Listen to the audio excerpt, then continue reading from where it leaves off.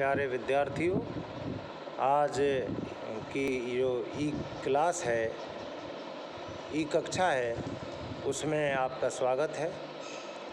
पिछले वीडियो में और ऑडियो में हमने रीतिकाल के प्रवर्तक आचार्य केशवदास जी के विषय में, उनकी काव्य कृतियों के विषय में, उनके व्यक्तित्व और कृतित्व के विषय में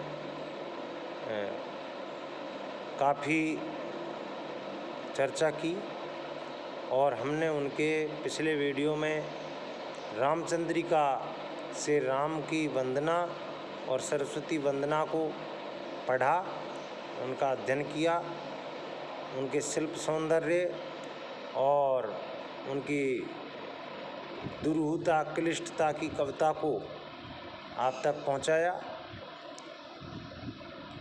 इस वीडियो में हम रामचंद्रिका के ही परशुराम संवाद प्रकरण पर चर्चा करेंगे। तो आज आओ परशुराम संवाद को हम पढ़ते हैं। जैसा कि आपको पता ही है, श्री रामचंद्र जी ने धनुष को, जो शिव का धनुष था, उसे भंग कर दिया और धनुष तोड़ने के बाद परशुराम जी वहाँ उपस्थित होते हैं। उसी का चित्रण है, जिसमें श्री राम का, वामदेव जी का, विश्वामित्र जी का और विशेषकर लक्ष्मण और परशुराम जी का संवाद वर्णित है। तो यहाँ पर इन विभिन्न पात्रों की भंगिमाओं सहित उनके भावों का महाकवि ने बहुत ही कौशलपूर्ण चित्रण किया है। संवाद योजना में मैंने पहले भी बताया था, केशव जो है प्रबल है और उनकी जो संवाद कौशल है वो अवलोकनीय है और अनुकरणीय भी है। रामचंद्रिका को यदि कहीं सफलता मिली है तो वो संवाद योजना में सफलता मिली है। केशव की जो श्लेष और यमक प्रियता है वो निश्चित रूप से उन्हें कठिन काव्य का प्रेत सिद्ध करती है। तो यहाँ परशुराम संवाद को हम पढ़ते हैं। परशुराम संवाद में सबसे पहले दोहा छंद में उन्होंने ये बताया है कि विश्वामित्र आदि सब विदा हो गए हैं और जो आगे की जो फौज थी, जाने वाली जो सेना थी, उस सेना के बाद जो है परशुराम जी व्याकुल होकर के वहाँ अपने इष्ट आराध्य भगवान श्री शंकर के धनुष भंग की जब ध्वनि उन्हें सुनाई देती है तो वो आते हैं और वहाँ संवाद प्रारंभ हो जाता है। तो इसी कुछ घटनाक्रम को लेकर के जो चित्रण किया है कवि ने, वो बड़ा ही प्रशंसनीय और द्रष्टव्य है। ब्रजभाषा का जो पांडित्य है वो अवलोकनीय है इसमें। यद्यपि केशव को मैं पहले भी बताया कि भावात्मक दृष्टि से, रसात्मक दृष्टि से कविता में जो ताराल्य और सहज सौंदर्य है, उस दृष्टि से उनको सफलता नहीं मिल पाई हो, लेकिन यह संवाद योजना है जो बहुत ही सुंदर है, रमणीय है और चमत्कारिक है। काव्य के सहृदय सचेत प्रमाताओं को मुग्ध करने के लिए और आनंदित करने के लिए उनके संवाद कौशल ही पर्याप्त है। तो यहाँ हम देखते हैं कि किस तरह से जो है कथानक को संवादों के माध्यम से केशव गति प्रदान करते हैं। तो आइए, पहला उनका सबसे पहले सरस्वती वंदना जो हमने पूर्व अपने वीडियो में डाली थी, राम वंदना भी हमने जो है की है पिछले दिवस, और आज हम परशुराम संवाद पर चर्चा करते हैं कि विश्वामित्र विदा भये जनक फिरे पहुँचाए। विश्वामित्र विदा भये जनक फिरे पहुँचाए और मिले आगली फौज को परशुराम अकुलाए। ये जैसा कि मध्यकाल की और आदिकाल से ही बहुत ही सुंदर छंद रही है दोहा, जो कम शब्दों में अधिक अर्थ को अपने में समाहित करने की क्षमता रखती है। तो विश्वामित्र जी विदा भये, विश्वामित्र जी विदा हो गए, जनक फिरे पहुँचाए और जनक जी उनको पहुँचा करके वापस अपने घर जाने की तैयारी कर रहे हैं। मिले आगली फौज को परशुराम अकुलाए। लेकिन सबसे प्रारंभिक जो सेना का हरावल भाग होता है, उस फौज को, उस सेना को परशुराम जी व्याकुल मुद्रा में, दुखी मुद्रा में मिले। फिर क्या होता है, अगला चंचरी छंद में बहुत ही मैंने बताया था कि संवाद कौशल और यदि शिल्प में, यदि हम शिल्प सौंदर्य में केशव का जो है केशव की समीक्षा करते हैं तो वहाँ महाकवि विविध छंदों का प्रयोग करते हैं। छंदों में जो वैविध्य रामचंद्रिका में देखने को मिलता है, इसीलिए रामचंद्रिका को छंदों का जयघर कहते हैं। तो चंचरी छंद में किस तरह कहते हैं, उसका चित्रण बड़ा ही रोचक है। मत दंति अमत हो गए, देख देखने गज्जही, ठौर ठौर सुदेश के सब धुंध भी नहीं बज्जही, डार डार हथियार सूरन जीव ले ले भज्जही, काट के तंत्राण एक नार बेकन सज्जही। वामदेव ऋषि सो कयो परशुराम रणवीर, महादेव को धनुष ये कोतो रघु बलवीर। यहाँ पर वामदेव ऋषि को संबोधित करते हुए परशुराम जी पूछते हैं कि ये धनुष किसने तोड़ा है, उसी का चित्रण है। और वहाँ जैसे ही परशुराम बड़े ही वीर प्रतापी और बहुत ही साहसी एक तपस्वी थे, तो उनसे सभी योद्धा, तत्कालीन समाज के जितने भी दुर्धर्ष योद्धा थे वो भी बहुत ही डरते थे, भय खाते थे। तो यहाँ देख करके वही स्थिति का चित्रण है कि परशुराम के आने पर किस तरह की खलबली मचती है। मत दंती अमत हो गए, दंत का अर्थ है हाथी। जो मदमस्त हाथी थे सेना में, वो परशुराम जी को देख करके अमत्त हो गए, उनके तेज को देखकर, उनके तपोबल के तेज को देख करके अमत्त हो गए, यानी कि मदशून्य हो गए।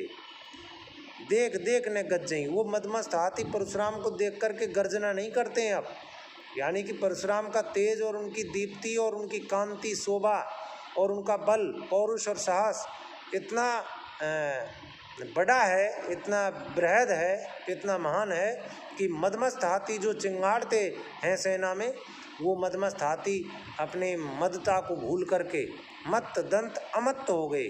मदमस्त हाथी भी मदहीन हो गए, मदशून्य हो गए। और देख देख ने गज्जई, वो परशुराम को देख देख करके गर्जना नहीं करते। ठौर ठौर सुदेश के सब धुंध भी नहीं बज्जई। और केशवदास जी कहते हैं कि विभिन्न स्थानों पर और उस इलाके में जो है धुंध ही नहीं बज्जई। धुंध भी का जो नाद होता है, जो एक विजय उत्सव पर जो खुशी होती है, तब धुंधबी नामक वाद्य यंत्र बजता है, वो धुंधबी भी बजना बंद हो गया है परशुराम जी के आने से। जो है सेना और वहाँ का समाज जो है, वहाँ का देश परिवेश और वहाँ की जो परिस्थितियाँ हैं वो बिल्कुल स्तब्ध और नीरव हो गई हैं। डार डार हथियार सूरन जीव ले ले भज्जई, और सूरवीरों ने अपने सारे हथियार डाल दिए और अपने प्राणों को लेकर के वो अपनी जो है अपने प्राण बचाते हुए, अपने जीव की रक्षा करते हुए इधर उधर भाग रहे हैं बचने के लिए, कि पता नहीं परशुराम जी का क्रोध किस पर आ टूटे, इसलिए इनसे प्राण बचाना जरूरी है। इस तरह का चित्रण यहाँ पर कवि ने किया है। भयानक रस जो है हमें यहाँ मिलता है कवि की वाणी में। काट के तंत्राण एक नार भेकन सज्जई, कुछ योद्धा तो अपने कवचों को काट के तन त्राण का अर्थ होता है कवच। कुछ योद्धा अपने कवचों को काट के नारियों का वेश धारण करके, स्त्री सुलभ वस्त्रों को पहन करके, क्योंकि स्त्री पे तत्कालीन समाज के महान तपस्वी, महान क्षत्रिय वो हाथ नहीं उठाते थे। तो परशुराम जी महान क्षत्रिय भी थे, क्योंकि ब्राह्मण होते हुए उन्होंने पृथ्वी को 21 बार क्षत्रिय विहीन किया था। तो वीर पुरुष कभी नारियों पर हथियार नहीं उठाते थे, इसलिए विभिन्न योद्धा अपने कवचों को, अपने शरीर की रक्षा करने के जितने भी साधन थे उनको हटा करके, और फिर वो जो है नारी के भेष में और नारी के वस्त्रों को पहनकर अपने प्राण बचा रहे थे। वामदेव ऋषि सो कयो परशुराम रणवीर, महादेव को धनुष ये को तोरे बलवीर।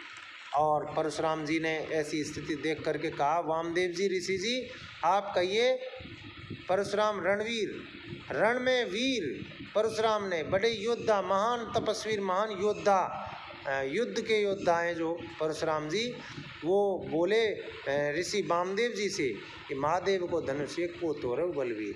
हे बलवीर, ये महादेव का धनुष किसने तोड़ा है? बलवीर यहाँ पर धनुष तोड़ने वाले व्यक्ति को संबोधित करके कहा है परशुराम जी ने कि ये महादेव का धनुष किस बलवीर ने, जो किस पराक्रमी ने, किस महान पराक्रमशाली ने ये जो है महादेव जी का, शिव जी का जो धनुष है इसको तोड़ा है। हे वामदेव आप मुझे बताइए, कहिए। वामदेव जी क्या कहते हैं, देखिए संवाद। महादेव को धनुष ये परशुराम ऋषिराज, हे ऋषिराज परशुराम, महादेव जी का ये धनुष तो तोरऊ रा, ये कहती समझेऊ रावण राज।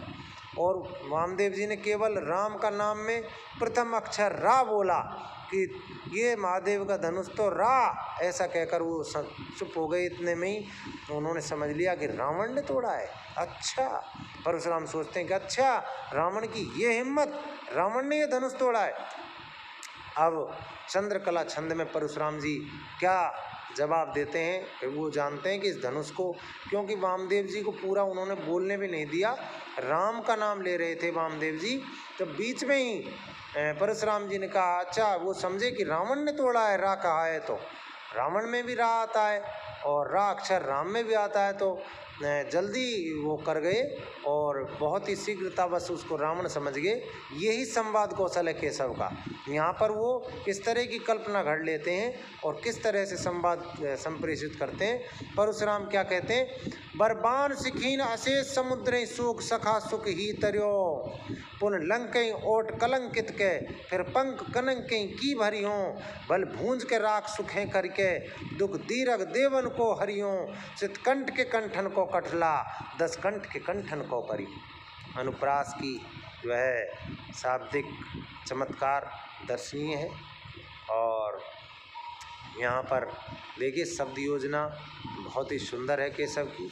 बरबान सिखीन अशेष समुद्र, अब परशुराम जी का क्रोध जागृत हो जाता है और यहाँ पर स्थायी भाव जो है क्रोध है और वीर रस में जो है वो बात को रखते हैं।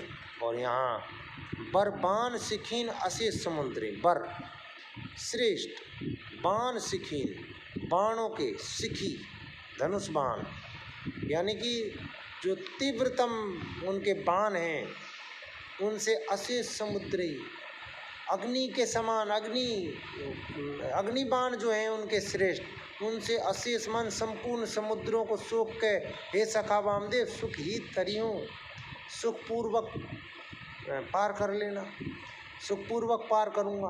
अर्थात मैं मेरे इन अग्निवाणों से संपूर्ण समुद्रों को सुखाने की क्षमता रखता हूँ। पुन लंकई ओट कलंकित के, और अच्छा ये रावण ने ये धनुष तोड़ा है तो फिर लंका को ओटा करके कलंकित के और उसे कालीमा से करके, यानी अग्नि जल जाएगी चारों ओर समुद्र के, तो लंका खदक जाएगी, ओट जाएगी, तप्त हो जाएगी। फिर पंख कलंकई की भरियों, और फिर जब लंका ओट जाएगी, गर्म हो जाएगी और उसका स्वर्ण जल करके पिघलेगा, तो फिर सोने की कीचड़ से उन समुद्रों को भर दूंगा। भले भूंज के राख सुखे करके, दुख दीरग देवन को हरियों, और जो देवताओं को दुख है इस रावण का, उस देवताओं के दुख को भी, दीरग माने बहुत बहुत बड़ा दुख देवता जो उठा रहे हैं, देवता जो बहुत भयानक दुख पा रहे हैं, उस दुख को भले भूंज के राख सुखई करके भली प्रकार से भूंज दूंगा और राख करके उसको लंका को सुखा दूंगा। दुख दीरग देवन को हरियों, और देवताओं के दीर्घ काल से चले आने वाले इन राक्षसों से परेशान और संतप्त देवताओं के दुखों का हरण कर लूँगा। चितकंठ के कंठन को कटला, 10 कंठ के कंठन को करियो। और चितकंठ का अर्थ है यहाँ पर भगवान शंकर, श्वेत जो नीलकंठ की उपाधि उनको मिली हुई है, तो चितकंठ का अर्थ है भगवान शंकर के कंठन, माने उनके जो है सर गर्दन का, कठला माने एक आभूषण जो है, 10 कंठ के कंठन को करियो। 10 कंठ यानी रावण के कंठों को, रावण के शीशों को काट काट करके भगवान शंकर के शीश की, भगवान शंकर के जो है गर्दन की, भगवान शंकर के गले की शोभा बनाऊंगा, यानी कि उनका हार बना लूँगा। तो यहाँ पर वो रावण वध की धमकी तक दे रहे हैं कि रावण कौन होता है मेरे धनुष, मेरे इष्ट के धनुष को तोड़ने वाला। तो इस तरह से यहाँ पर एक वीर रस, जहाँ उत्साह स्थायी भाव है और वीर रस का वर्णन है। परशुराम अत्यधिक क्रोधित होकर के अपने इष्ट के धनुष को तोड़ने पर जो दुख व्यक्त करते हैं, उसमें वो कहते हैं कि मैं मेरे इन अग्निबाणों से संपूर्ण समुद्रों को सुखा दूंगा, और सुखा करके लंका जो सोने की बनी हुई है उसको कलंकित करके, उसको जला करके, उसकी जो सोना पिघलेगा और उसकी जो कीचड़ से इस समुद्र को भर दूंगा, और भली प्रकार से इसे राख बना करके भूंज करके देवताओं के कलंक को, देवताओं के जो है दुख को, देवताओं के कष्टों का हरण कर लूँगा। और सितकंठ का अर्थ यहाँ है भगवान शंकर। भगवान शंकर के कंठ का आभूषण, हार, कठला एक हार होता है, आभूषण होता है जो कंठ का होता है, जो गर्दन का होता है। तो उस गले के हार बना लूँगा। किसको? रावण के 10 शीशों को काट काट करके उसका कटला बना लूँगा। अब यहाँ से आगे जो है परशुराम जी का और वामदेव जी का जो संवाद चलता है उसको अगले वीडियो में हम आपसे शेयर करेंगे। तब तक के लिए बहुत बहुत धन्यवाद।